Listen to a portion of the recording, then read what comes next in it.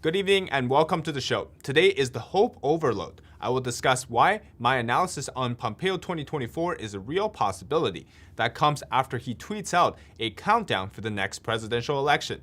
Then we discuss the DC National Guard's troops being forced to sleep in garages. Then we finish off today with a look at the impeachment of Biden, filed by Representative Marjorie Greene. Our first topic today is my analysis on why Mike Pompeo might run for president for 2024. The GOP, after this election, basically faced a total loss. They lost both chambers of the Congress, they lost the presidency, and they lost the trust from the people. In particular, there are a few missions that the party needs to achieve by 2024 to have any chance of getting their victory back. President Trump, though he left office, he is actually still governing in a different form of government, the people.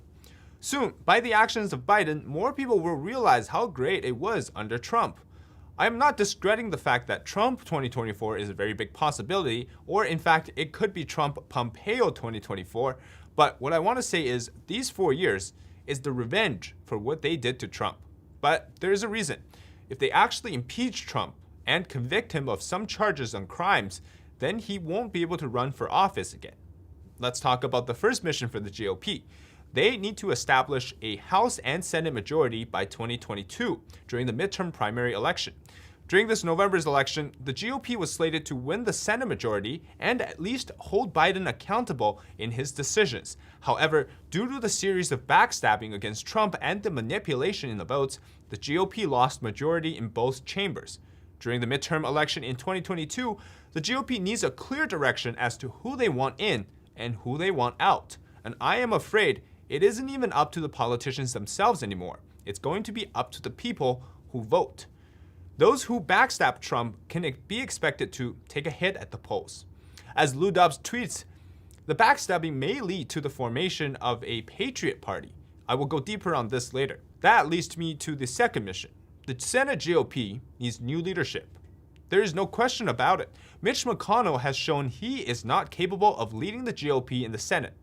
There needs to be a new alliance and a new leader that actually is going to be working for the people. Again, this time, I think people will awake to his personal greed and the backstabbing that occurred. And the third mission is to dedicate to winning back the presidency. Whether Trump runs again or not, there's a problem. He will only be able to run for another term, just 4 years, this is where we're at now.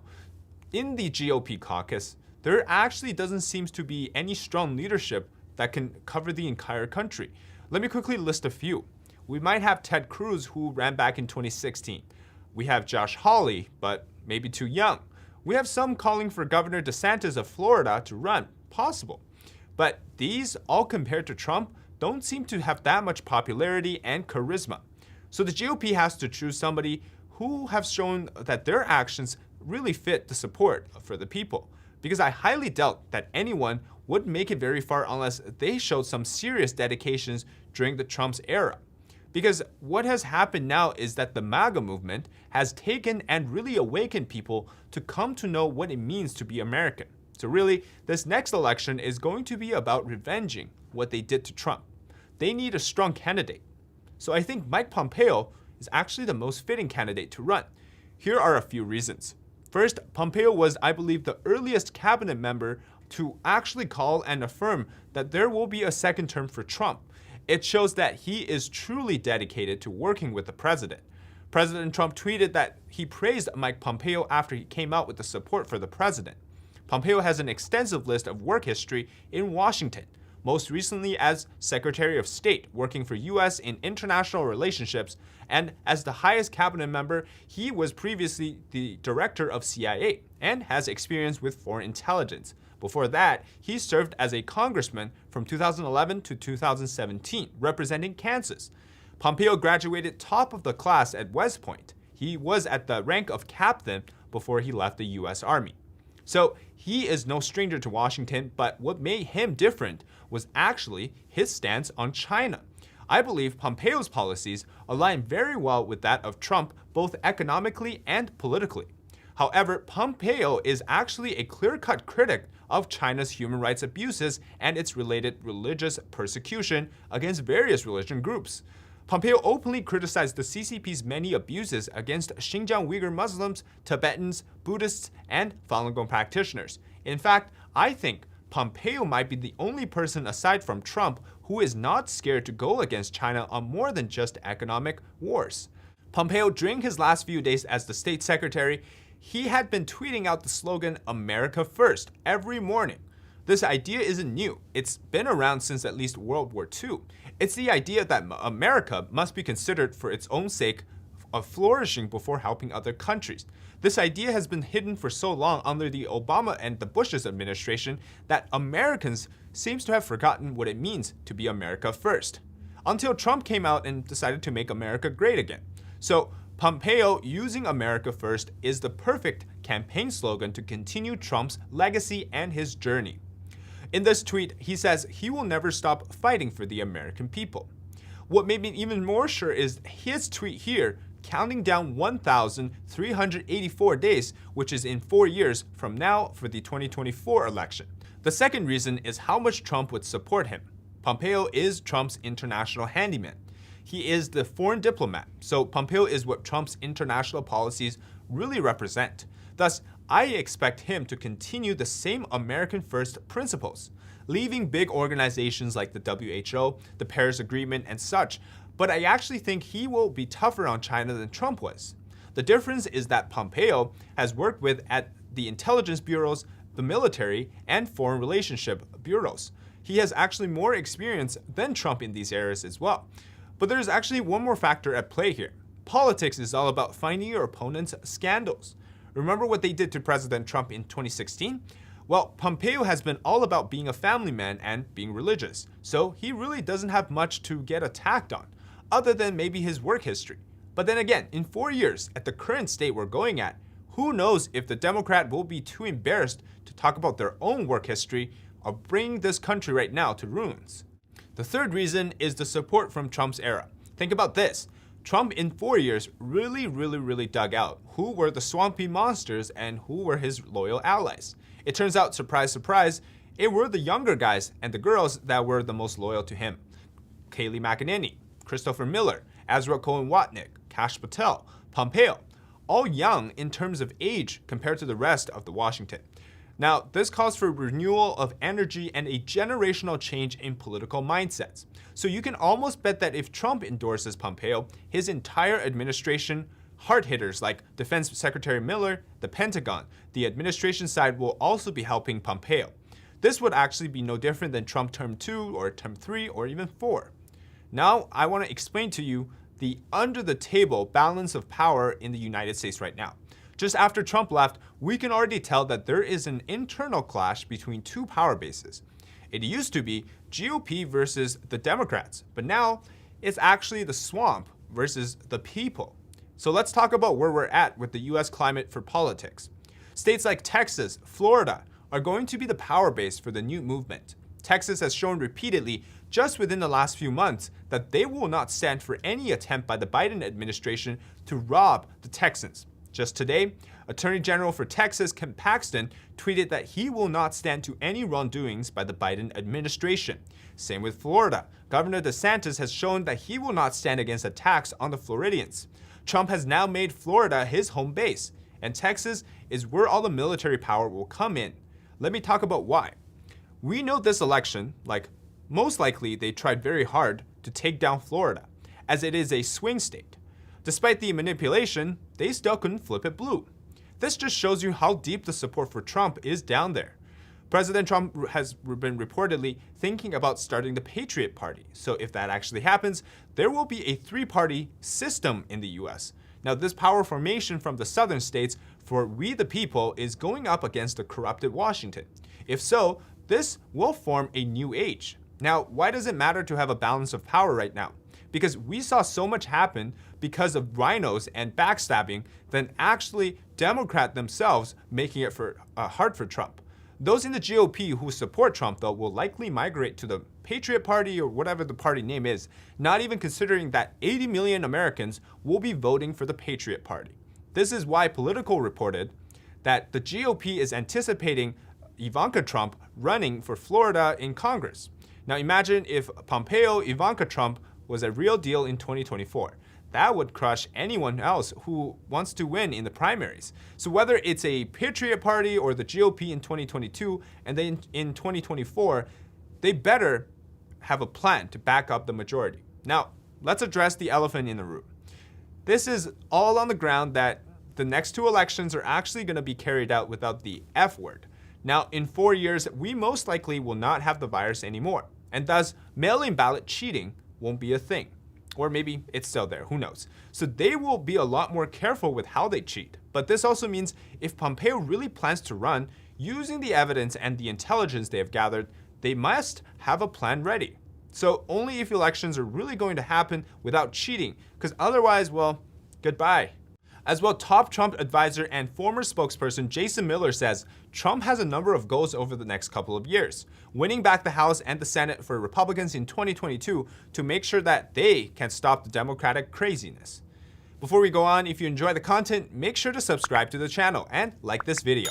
We have been demonetized by YouTube, which means we can no longer place ads on this video, and thus, if you want to support us, we do have a donation link in the description box below. Let's go into our second topic today. Democrats and Republicans in Congress don't agree on much these days, but putting National Guardsmen out in the cold quickly brought the politicians together.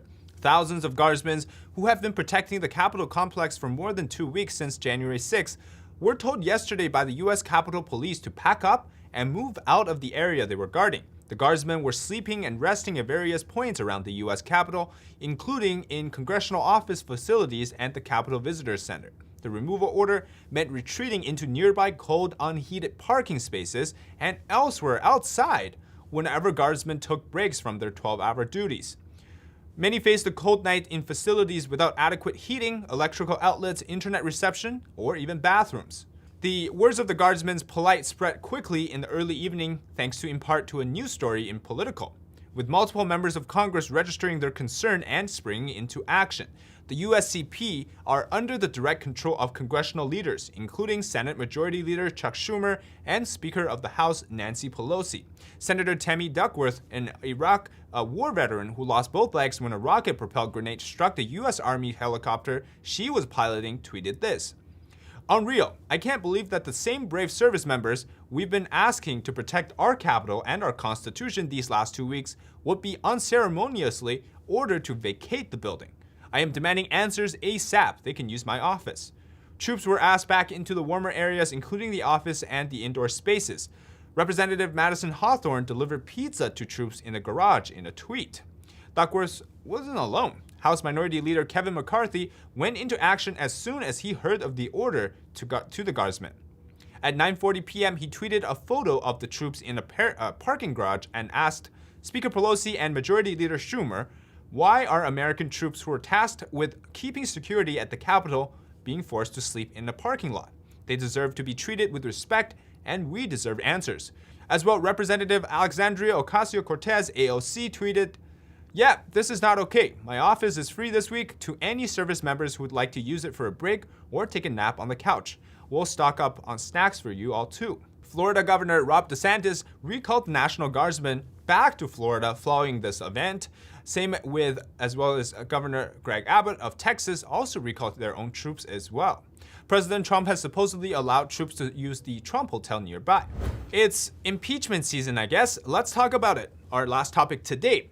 Newly elected Rep. Marjorie Taylor Greene on January 21st announced she has introduced articles of impeachment against the new president, Joe Biden. The articles of impeachment concerns Biden's alleged actions involving a deal in Ukraine and allegedly abuse of power by allowing his son, Hunter Biden, to siphon off cash from America's greatest enemies, Russia and China. Greene's office announced in a statement just a day after Biden was sworn in as the 46th U.S. president. The statement says, President Joe Biden is unfit to hold the office of presidency. His pattern of abuse of power as President Obama's vice president is lengthy and disturbing. President Biden has demonstrated that he will do whatever it takes to bail out his son, Hunter, and line his family's pockets with cash from corrupt foreign energy companies. And in an event in 2018, Biden said that in 2016, he had threatened to withhold $1 billion from an aid to Ukraine unless then-President Petro Poroshenko fired Viktor Shokin. Shokin at the time was investigating Burisma, an energy company in Ukraine which Hunter was a board member from 2014 till at least 2018. The New York Post last year obtained emails and messages from a laptop allegedly belonging to Hunter Biden, allegedly showing that he had tried to arrange a meeting between himself, his father, and a top executive at Burisma. Both Bidens have denied that a meeting took place, with Joe Biden saying that the story by the outlet was another smear campaign. Mitch McConnell, the now Senate Minority Leader, says Biden's administration took steps in the wrong direction on Biden's first day in office. He says the president re-entered the failed Paris Climate Agreement, a terrible bargain that would set us up to self-inflict major economic pain on working American families with no assurance that China or Russia would honor their commitments. In fact, the US has already been reducing carbon emissions while China and other nations in the agreement have kept increasing theirs. Rejoining will just set us up to kill the American jobs while our competitors continue to roar on by.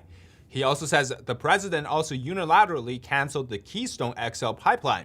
The day one priority for Biden, I guess, was to kill thousands of American jobs, including union jobs, disappoint the strong ally in Canada, and reverse some of the progress toward energy security.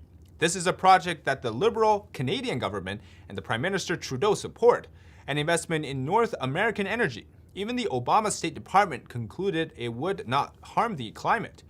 But because canceling a pipeline project just feels like the green thing to do, the new administration killed these jobs. As well, the 1776 Commission's first and unfortunately the last report, despite being banished by the Biden administration, will endure because it upholds the founding principles of the United States.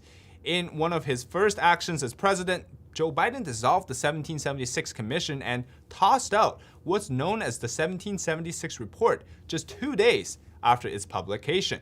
The Biden administration claimed in a press release Wednesday that the commission has sought to erase America's history of racial injustice. Now, why would you want to erase the culture and basically what started the republic? Doesn't make sense. Also, the Senate presented the impeachment of President Trump today. Former Trump advisor Peter Navarro says if the push to convict President Donald Trump after he was impeached isn't stopped by President Joe Biden, then Biden can forget about trying to unify the country. If Biden is not able to keep Democratic congressional leaders from backing down from trying to gut Donald J. Trump, forget about unity. His next words are really true. He says, "That's gone. That's off the table. This will be a 50-50 country. The gap between us will be a chasm. There will be nothing but friction." Senate Majority Leader Chuck Schumer said that the House's article of impeachment will be delivered to the Senate on Monday, triggering the start of the Senate's impeachment trial of President Donald Trump. So this will be a focus for us to cover next week. What will be the people's reaction to this then? Well, that they put on an unfair impeachment trial against President Trump. We'll have to see and pay very close attention to this.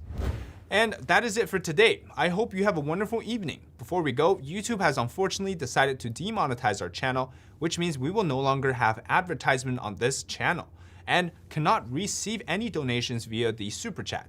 YouTube says we must change our content policy to reapply for monetization. Therefore, we appreciate if you support us via our donation link in the description below. We will continue to work hard to provide you with very good content. In any case we disappear from YouTube, you can find us at the following places. We also upload videos to Rumble and YouMaker. We also have an email newsletter link to sign up to stay up to date on this channel. To stay connected, follow our social media page on Twitter and on Parler if it ever comes back. We're also on Telegram and Tel. Thanks for your continued support of Beyond the Noise. Have a good evening.